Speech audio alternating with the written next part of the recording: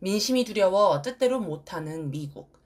미국 시각으로 6월 26일 워싱턴 DC 내셔널 프레스클럽에서 국제선거감시단 기자회견이 열렸습니다. 한국보수정치행동회의 KCPAC가 함께한 이날 기자회견은 한국 6.3 대선 사기 보고서를 발표하는 자리였습니다. 여기에는 미국 보수정치행동회의 CPAC 이사인 고든창 박사, 모스탄 미국 국무부 전 국제형사재판 담당 특사, 존 밀스 미국 국방부 전 사이버 보안정책국장, 중국 위험대책위원회 회의 브래들리 테이어 시카고대 정치학 박사, 그랜트 뉴시엄 미국 해병대 전 전략장교 등이 참가했습니다. 사회를 맡은 고든창이 행사를 주도한 듯합니다. 특이하게 한국의 민경욱 전 의원, 박주연 변호사도 참석했으며 황교안 전 총리도 실시간 화상통화로 발언했습니다. 테이어 박사는 중국 공산당의 개입 가능성을 주장했습니다. 고든창은 2020년 미국 대선도 외세에 의해 조작됐다고 맞장구를 쳤습니다. 또 모스타는 우리는 미국 정부와 미국 국민에게 한국 부정선거 의혹에 대한 조사를 요청할 것이라고 했습니다. 민경욱도 트럼프 대통령님, 지금 동맹국들에서 일어나고 있는 선거 사기가 어떤 모습인지 아시죠? 제발 빨리 행동해 주세요. 라고 호소했습니다. 이들은 이번에 발표한 보고서를 한국 법무부, 미국 법무부, 미국 국가정보국 DNI에 공식 제출했다고 합니다. 한편 민경욱은 김문수를 향해 대선 승복 선언을 철회하고 함께 투쟁하자고 요구하기도 했습니다. 대선을 무효로 하고 재선거를 하자는 소리입니다. 이들은 2022년 대선과 2024년 총선에도 중국이 개입했다며 윤석열이 선관위에 군대를 보내 조사하려 한 게 정당하다는 논리를 만들려고 했습니다. 12.3 내란이 정당하다는 걸 입증하려는 것이겠지요. 그런데 이런 얘기를 쭉 듣다 보면 고개가 갸우뚱해집니다. 과연 이런 허무맹랑한 주장이 국민에게 먹힐까요?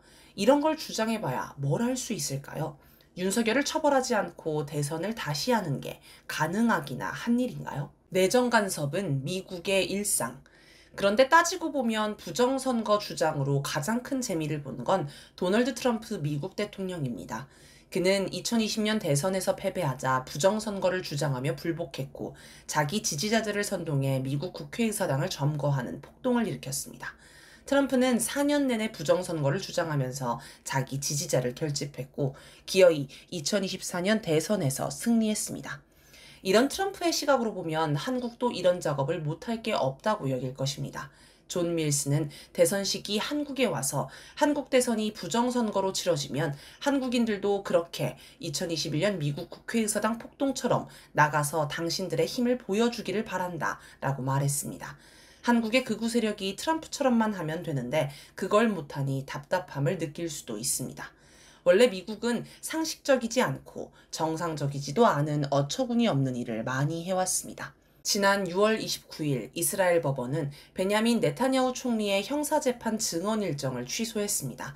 네타냐후는 5년 전부터 뇌물수수, 사기, 배임 등의 혐의로 재판을 받고 있었고 조만간 추가 재판 일정이 잡혀 있었습니다. 그런데 트럼프가 6월 26일 자신의 소셜미디어에 네타냐후를 전쟁 영웅이면서 미국과 손잡고 위험한 이란의 핵을 성공적으로 제거한 총리라고 띄우면서 하마스에 납치된 인질들을 데려오기 위한 협상을 진행 중인데 어떻게 하루 종일 법정에 출석하라고 강제할 수 있느냐라고 이스라엘 법원을 비난했습니다. 또 법정 출석을 강제하는 걸 두고 마녀 사냥이라고 부르면서 제발 비비 네타냐후의 애칭을 내버려 두라. 그는 할 일이 태산 같다라고 했습니다. 트럼프가 대놓고 남의 나라 법원에 압박을 넣고 그게 실제로 먹힌 것입니다.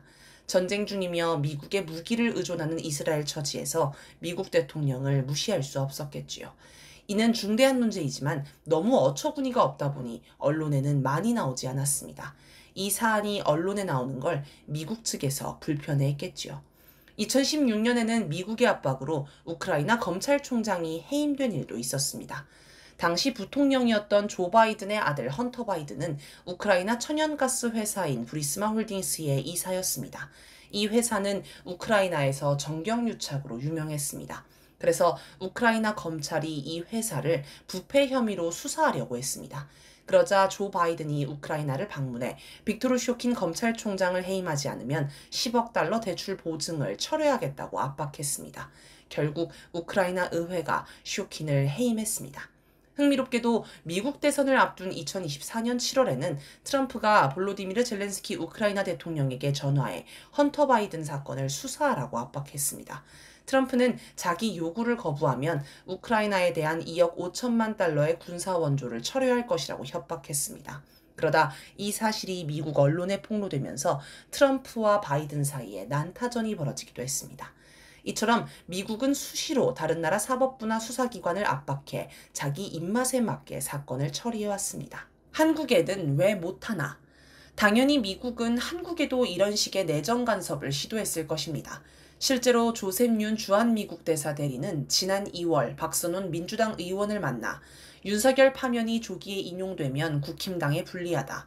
3월 26일 이재명 2심 선고일에 맞춰서 헌법재판소 판결이 나올 가능성이 크다. 2심 재판부가 이재명 형량을 깎지 않을 것 같다. 이재명, 윤석열 다 나가야 한다는 분위기를 조장할 것이라는 등의 이야기를 했다고 합니다. 미국의 구상이 이러하니 민주당도 협조하라는 요구였을 것입니다. 그런데 실패했습니다. 박선원이 이 사실을 폭로하면서 미국의 내정 간섭이 수면 위로 드러났고 여론의 강력한 규탄을 받았기 때문입니다. 대선 기간에도 미국의 내정 간섭은 끊이지 않았습니다.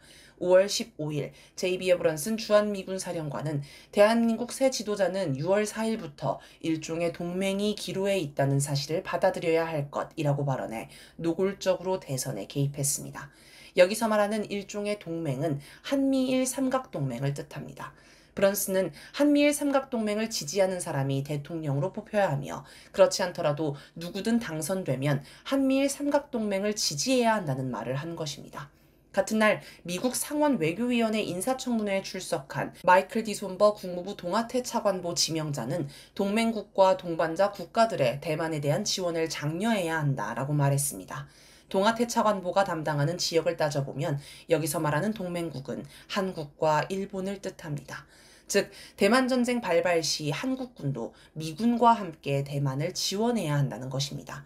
이는 대만전쟁이 발발해도 중립을 지켜야 한다고 주장하는 이재명 대통령을 저격하는 발언입니다. 그러자 이틀 후 서울에서 열린 촛불행동 주최 집회에는 연인원 1만여 명이 모인 가운데 미국 당국자들의 발언을 규탄하는 목소리가 나왔습니다. 권오혁 촛불행동 공동대표는 그동안 은밀하게, 교묘하게 한국 내정에 간섭해온 주한미군 사령관과 미국 당국자들이 이렇게 노골적으로, 직접적으로 한국의 주권을 공격하고 대선에 개입한 적은 처음이다. 이재명 후보에게는 죽지 않으려면 미국의 계획을 받아들이라는 협박이나 다름없다. 이게 말이 되는가라고 분노했고 참가자들은 대선 개입, 전쟁 강요, 미국을 규탄한다라고 구호를 외쳤습니다.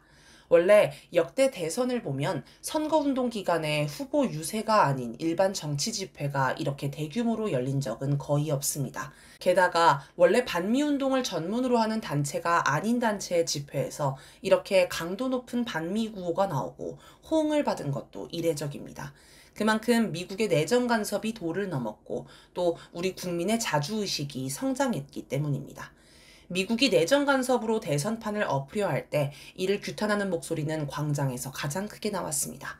광장의 민심이 주권을 지켜낸 것입니다. 이번에 부정선거를 주장하며 기자회견을 한 국제선거감시단의 핵심 인물인 모스타는 지난 5월 후원에 관한 뉴스타파의 질문에 우리는 사실 국가선거투명성협회의 관할 아래 활동하고 있다라고 답했습니다. 그래서 뉴스타파가 추적해보니 이 협회는 버지니아주에 등록된 공익법인으로 설립자는 존 밀스였습니다. 그런데 협회 주소는 밀스의 자택이었습니다.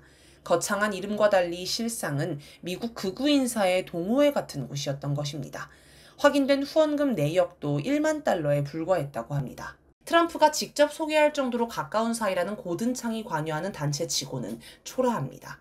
이들이 한국에 왔다 가는 경비만 해도 상당할 텐데 이런 후원만으로 운영한다는 건 말이 안 됩니다. 아마도 트럼프가 직접 지원하지만 이를 숨기기 위해 유령 후원단체를 만들어 위장한 듯 보입니다. 한국의 민심이 두려우니 대놓고 어처구니 없는 주장을 펼치지 못하는 것입니다. 이래서 민심이 중요합니다. 미국은 민심을 두려워한다.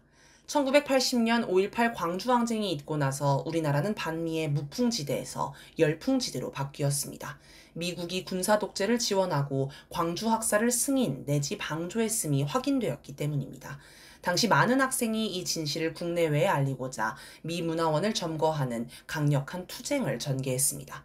이번에 국무총리가 된 김민석 의원도 1985년 서울 미국문화원 점거 농성을 지휘하다 수배, 구속된 경력이 있습니다. 국힘당이 이 문제로 김민석을 공격하자 김민석은 당시 저를 포함한 학생들의 요구는 미국이 전두환 군사독재자, 광주 학살자를 지원하지 말라는 것이었다 라며 그때의 요구가 정당했기 때문에 이번 2025년 빛의 혁명 당시에도 미국이 윤석열의 군사 쿠데타를 지지하지 않았다고 생각한다 라고 말했습니다. 반미 투쟁이 미국의 내정 간섭을 억제한다는 말입니다. 1979년 혁명이 일어나기 전까지 이란은 친미 국가였습니다. 이란은 중국, 인도, 유럽, 소련의 중간에 있었기 때문에 미국이 상당히 공을 들여 키웠습니다. 지미 카터 미국 당시 대통령이 혁명 직전인 1978년 새해를 이란의 수도 테헤란에서 맞을 정도로 미국과 이란은 가까웠습니다. 이란은 1970년대 미국산 최첨단 무기를 가장 많이 구매했고 미군은 물론 미 군무원인 민간인에게도 외교관에 준하는 특권을 부여했으며 테헤란에는 케네디로, 루스벨트로 등 미국 대통령 이름을 딴 도로가 많았습니다. 심지어 박정희 정권 시절인 1977년 서울과 테헤란이 도로명 교환에 합의해 서울의 테헤란로, 테헤란의 서울로를 두기도 했습니다. 그러나 이란 국민은 친미화에 반발했습니다. 마침내 1978년 친미 팔레비 왕조 타도와 이슬람 공화국 수립을 요구하는 혁명이 발발했습니다.